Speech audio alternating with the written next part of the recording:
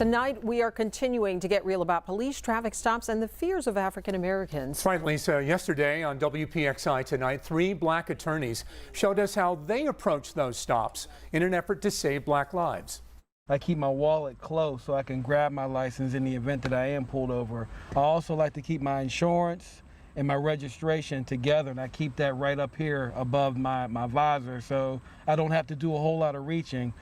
And now tonight, Channel 11's Michelle Newell is getting the police perspective. She found out how officers feel knowing that people may be afraid.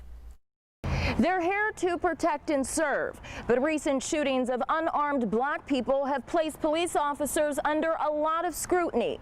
Tonight we show you what Pittsburgh police are doing to build the relationship with their community. I'm not going to say I don't like the police, but it's like, man, the police do not see eye to eye, but I don't look at him as a police officer. I look at him as a cool guy. A sentiment rarely heard, but one that's helping to bridge the gap between the black community and police.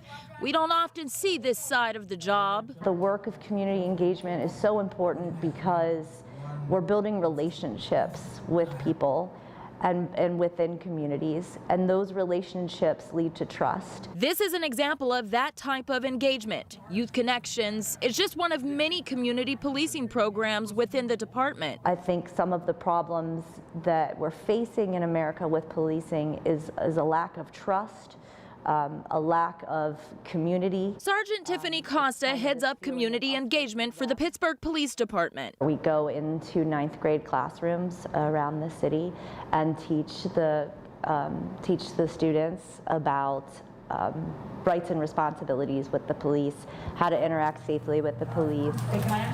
Sometimes the kids will ask, like, why did you become a police officer? Sergeant Costa says she answers all their questions, even the tough ones. Sometimes it's really hard questions like, what's your opinion on Antoine Rose?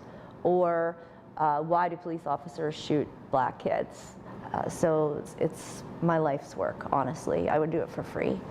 But some days it is very hard to put on this uniform and badge and know that I'm part of a system that has a history of hurting people. Wednesday night, we sat down with 3 black local attorneys to talk about violent traffic stops and how to survive them. Now we're hearing the officer's point of view. As a police officer and as a human being and as a mom, it's hard for me to watch incidents where people are hurt, and I'm not going to pretend that that's not true. It does not matter race, gender of the driver. You're going to approach that professionally as possible with the training you receive. Stephen Hoffman has been with the Pittsburgh Police Department for nearly 30 years. He's an instructor at the department's police academy and focuses primarily on traffic stops. The officers should always practice officer safety regardless of the circumstance. Particularly in traffic stops, we actually strongly enforce in training that the officer tell the individual up front why they're being stopped. Officer Hoffman says de-escalating tense situations is critical. When somebody's on a traffic stop, some people get upset. Your job as a police officer is to remain professional and not to get upset as well and escalate the situation by your words or your actions. Patrol officers are required to wear body cameras to hold them accountable to their training and for their own protection. Being in 2020, every frontline officer does have a body-worn camera, tamper-proof, that they cannot change anything, alter, delete, anything to that nature. With all of the nationwide protests and scrutiny of police, I asked what mental health resources are available to Pittsburgh officers. There's always room for improvement regardless, but the mental health aspect of it, we have what's called a peer member assistance program.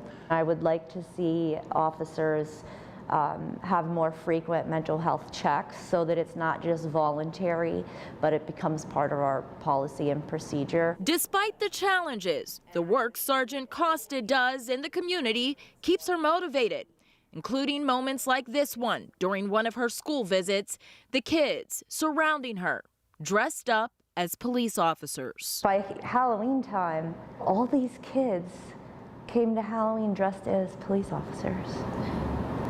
And like, the teachers were like, this has never happened. Like, they don't dress like police officers.